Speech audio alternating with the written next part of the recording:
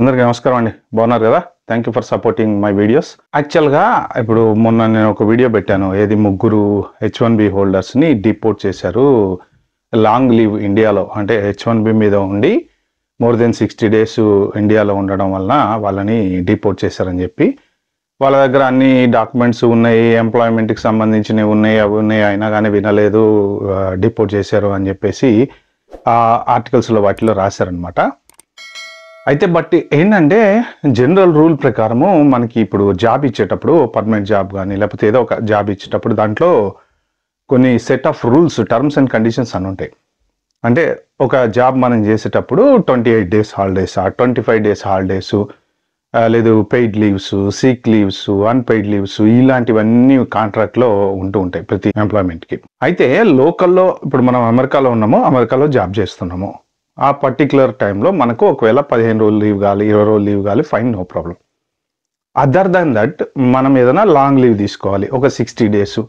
ఇప్పుడు ఇండియా వెళ్ళి మనము వర్క్ చేసే ఛాన్స్ ఉంటుంది. ఎందుకు? కొన్ని కంపెనీస్ వర్క్ ఫ్రమ్ హోమ్ ఎలో చేస్తాయి కాబట్టి ఇండియా వెళ్ళి చేయొచ్చు, ఇంకో చోటుకి వెళ్ళొచ్చు, ప్రొవైడింగ్ ఆ కంపెనీకి యాక్సెప్ట్ అవుతాయి. ఎందుకంటే కొన్ని కంపెనీస్కి రిమోట్ జాబ్ చేయొచ్చు కానీ లోకల్లోనే ఉండాలంటారు అనమాట వాళ్ళు. ఇప్పుడు మనం ఇండియా వెళ్ళి జాబ్ చేస్తున్నాం అనుకోండి, ఫర్ సపోజ్ ఓ 2 నెలలు ఉన్నాము, ఓ 3 నెలలు ఉన్నాము. అయితే పోర్ట్ ఆఫ్ ఎంట్రీలో వచ్చేటప్పుడు ఎందుకు ప్రాబ్లం అవుతుంది అంటే, బేసిక్గా అందరికీ తెలిసింది ఏంటి అంటే, మన ఎంప్లాయ్మెంట్ కాంట్రాక్ట్లో ఉండేటువంటి లీవ్స్ ఏదైతే ఉంటాయో జనరల్గా 20, 25, 26 ఉంటాయి మ్యాక్సిమం. కొన్ని కంపెనీస్కి 30 ఉంటాయి. ఇవి మనం లోకల్లో ఉన్నప్పుడు వాడేస్తాం. సో ఇప్పుడు ఇండియా వెళ్ళినప్పుడు మనము హాలిడేకి వెళ్ళామా, లేదు ఎంప్లాయ్మెంట్ ఉంది, పర్సనల్ పని ఉంది కాబట్టి ఒక 2 నెలలు 3 నెలలు మనం ఇండియాలో ఉండాల్సి వచ్చింది. సో ఉన్నాం కాబట్టి ఆ లీవ్స్ వాడుకున్నామా అనేది పోర్ట్ ఆఫ్ ఎంట్రీలో మనం ప్రూవ్ చేయాలంటే మన దగ్గర క్లియర్ కట్ డాక్యుమెంటేషన్ ఉండాలి. యాక్చువల్గా అయితే 60 days కన్నా ఎక్కువ ఇండియాలో ఉండడానికి లేదు. దీని మీద కూడా 100% క్లారిటీగా ఎక్కడ ఇన్ఫర్మేషన్ దొరకట్లేదు. బట్ నేను కొంత గూగుల్ చేస్తే నాకు అర్థమైంది ఏంటంటే, మీరు ఒక ఎంప్లాయ్మెంట్లో ఉన్నప్పుడు మీరు ఇండియా వెళ్ళారు, ఫర్ సపోజ్ 60 days మాత్రం ఉండొచ్చు, 60 days కన్నా ఎక్కువ ఉండకూడదు అనమాట. బట్ ఫర్ సమ్ రీజన్ ఉండాల్సి వచ్చింది. మీకు ఏదో పర్సనల్ హెల్త్ ప్రాబ్లం ఉంది, ఆపరేషన్ చేయించుకోవడానికి వెళ్తున్నారు, లేకపోతే ఫ్యామిలీకి బాగాలేదు, మదర్ ఫాదర్కి బాగాలేదు, చూడటానికో లేకపోతే వాళ్ళతో టైం స్పెండ్ చేయడానికి వెళ్తున్నారు. సో ఎనీ రీజన్, ఇలాంటి రీజన్స్ ఉండి మీరు మళ్ళీ తిరిగి వస్తున్నారు అంటే మీకు జాబ్ ఉంది, మీరు అక్కడ ఉండి పని చేశారు. ఎందుకంటే లీవ్స్ 20, 28, 30 days కన్నా ఎవరు ఇవ్వరు. సో ఒక 10 days, 15 days మనం లీవ్ అని చూపించినా మిగిలిన పీరియడ్ అంతా మనం వర్కింగ్ అనే చూపించాల్సి వస్తుంది. సో ఆ వర్కింగ్ అని చూపించటానికి మీ దగ్గర పర్ఫెక్ట్ ఆధారాలు అనేవి ఉండాలన్నమాట. పోర్ట్ ఆఫ్ ఎంట్రీలో నేను ఆల్రెడీ చెప్పాను, సిబిపి ఆఫీసర్కి డిస్క్రిషనరీ పవర్స్ చాలా ఎక్కువ ఉంటాయి. అతని డెసిషనే ఫైనల్. ఆ డెసిషన్ మీద మనం ఎటువంటి జ్యుడిషియరీకి వెళ్ళలేము. మీరు యాజ్ లాంగ్ యాజ్ అమెరికాలో ఉన్నప్పుడు ఎలాంటివైనా ఏమైనా కేసులు వేయటం కానీ ఇలాంటివి చేయొచ్చు. బట్ పోర్ట్ ఆఫ్ ఎంట్రీలో కనుక డినై చేస్తే మనం దాన్ని ఏమి చేయలేం, వేరే ఆల్టర్నేట్ లేదు దానికి. సో ఒకవేళ ఎవరైనా ఇండియా వెళ్తున్నారు, మీ కంపెనీ అగ్రీ అయింది, నేను ఒక 2 నెలలు ఇండియాలో ఉండి వస్తానండి, వర్క్ ఫ్రమ్ హోమ్ చేస్తాను కంపెనీకి, నాకు ఇట్లా పేరెంట్స్ని చూసుకోవాలి, ఇలాంటి సిచ్యువేషన్లో ఉండి మీరు కనుక వెళ్తే ప్రాపర్ ఆథరైజేషన్ లెటర్స్ కానీ మీ కంపెనీకి సంబంధించినటువంటి మీ మేనేజరో ప్రాజెక్ట్ మేనేజరో వీళ్ళందరూ ఓకే యాక్సెప్ట్ చేసి పర్లేదు మేము అతన్ని ఎలో చేస్తున్నాము ఇండియా వెళ్ళటానికి, the day one when you go to India, మీరు ఇండియా వెళ్ళే కన్నా ముందే ఇదంతా ప్రాసెస్ చేసుకోవాలి. ఎందుకంటే ఈ మీ విట్నెస్లన్నీ ఏంటంటే మళ్ళీ పోర్ట్ ఆఫ్ ఎంట్రీలో మీరు వచ్చిన తర్వాత ఎస్ నేను నా మేనేజర్తో మాట్లాడాను, ఇది నా పరిస్థితి, మా ఫాదర్కి బాగాలేదు, ఒక 2 నెలలు ఇండియాలో ఉండాల్సి వచ్చింది, ఈ 2 నెలల్లో ఒక 10 days లీవ్ తీసుకున్నాను, మిగిలిన డేస్ నేను వర్క్ ఫ్రమ్ హోమ్ చేశాను, రిమోట్ వర్క్ చేశాను, సో అండ్ సో టైంకి లాగిన్ అయ్యాను, సో అండ్ సో టైంకి లాగ్ ఆఫ్ అయ్యాను. ఎందుకంటే US times India times difference ఉంటాయి కాబట్టి ఈ టైంకి లాగిన్ అయ్యాను, చూడండి ఇగో ఇవి ప్రాసెస్లు, నేను లాగిన్ అయింది ఇది, నేను కంపెనీలో ఇంకా పనిచేస్తున్నాను.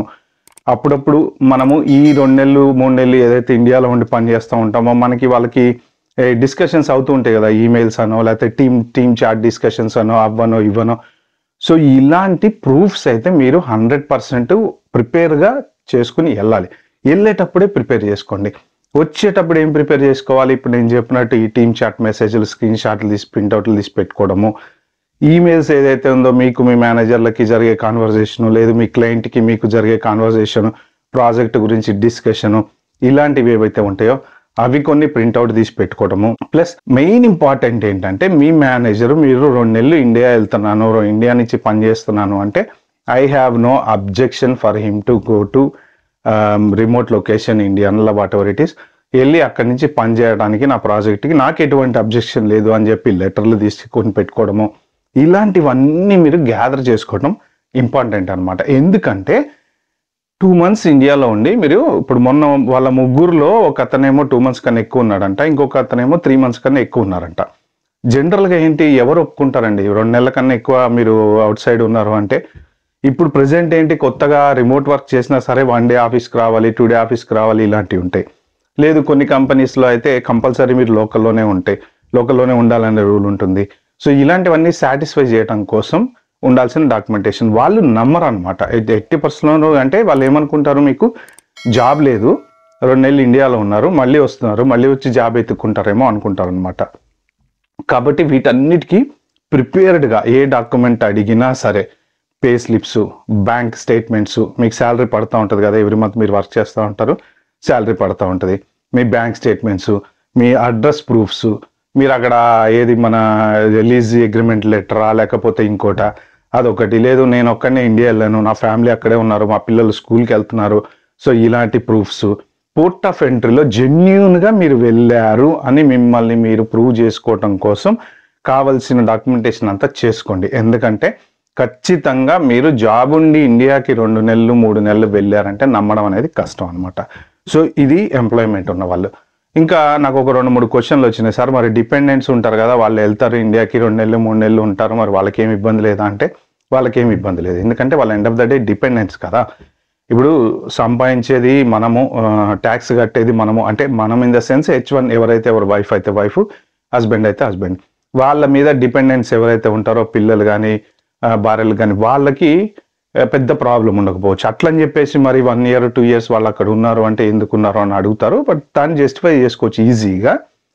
కానీ వాళ్ళు ఉండొచ్చు, నో ప్రాబ్లం, వాళ్ళకి రిస్ట్రిక్షన్స్ అంటూ ఏముండవు. ఒకవేళ వాళ్ళకి జాబ్ ఉండి వాళ్ళు కూడా ఇప్పుడు H4 ఉంది, EAD ఉంది, వాళ్ళు జాబ్ చేస్తున్నారు, అప్పుడు వాళ్ళు 2 నెలలు 3 నెలలు ఉన్నారనుకోండి, అప్పుడు వాళ్ళు జస్టిఫై చేసుకోవాల్సి వస్తుంది. అంటే నేను ఈ కంపెనీలో పనిచేస్తూ ఎందుకు 2 నెలలు ఇండియా వెళ్ళాను, ఎందుకు 3 నెలలు ఇండియా వెళ్ళాను అంటే ఫ్యామిలీ అక్కడ ఉంది, నేను నా పర్సనల్ సర్కమ్స్టాన్సెస్ మీద వెళ్ళాను, హెల్త్ ప్రాబ్లంకి వెళ్ళాను, లేకపోతే మా అత్తగారు మామగారిని చూసుకోవడానికి వెళ్ళాను, లేకపోతే అమ్మ నాన్నని చూసుకోవడానికి వెళ్ళాను, నాకు నా కంపెనీకి మళ్ళీ సేమ్ ఇందాక నేను చెప్పిన సినారియోలో ఏమేమైతే డాక్యుమెంట్స్ రిక్వైర్డ్ అని చెప్పానో ఆ డాక్యుమెంట్స్ అన్నీ కూడా ఇంపార్టెంట్ అనమాట. ఏది ఎంప్లాయ్మెంట్ ఉంటే.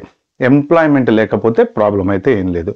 సో ఈ ముగ్గురు విషయంలో జరిగింది కూడా ఏంటి అని అంటే ఇక 120% వాళ్ళు ఏదో ఒక పోస్ట్లో మెన్షన్ చేశారు కానీ మీడియాలో వైరల్ అయింది ఈ విషయం, కానీ అసలు వాళ్ళ దగ్గర డాక్యుమెంటేషన్ ఉందా లేదా అనేది మాత్రం ఇంకెక్కడ అసలు ఎవరు డీటెయిల్స్ అయితే దాని గురించి పెట్టట్లేదు.